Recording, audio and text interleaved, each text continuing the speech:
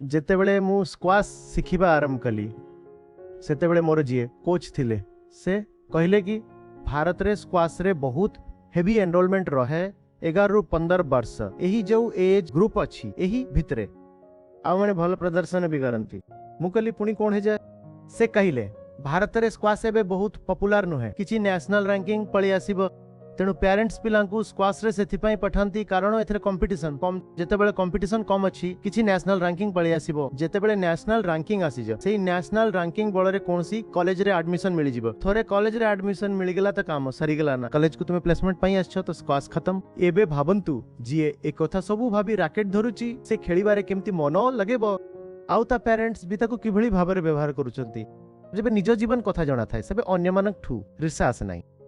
अन्य मानक सहित आपण बहुत तुलना करबा को ही चाहिबेनी कारण एबे मु वर्सेस तुमे नुहे एबे मु वर्सेस मु हुए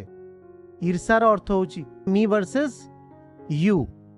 आउ सच्चोटतार अर्थ होची मी वर्सेस मी वर्सेस मी तो हमको कोनसी प्रशिक्षण मिले नहीं ना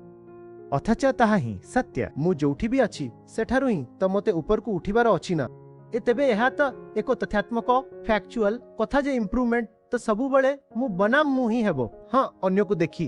तुमे एक प्रेरणा नेई पारे जे देख से कौठी थिला आउ सेठारु कौठी को पहुंची गला किंतु ताहा भी तुमे तार जो उन्नति देखिबो तेबे ताहा तार उन्नति तार ही तुलना रे देखिबो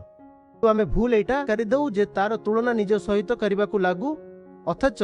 प्रत्येक व्यक्तिर स्थिति एवं स्थान संपूर्ण विशिष्ट आ यूनिक होई थाए।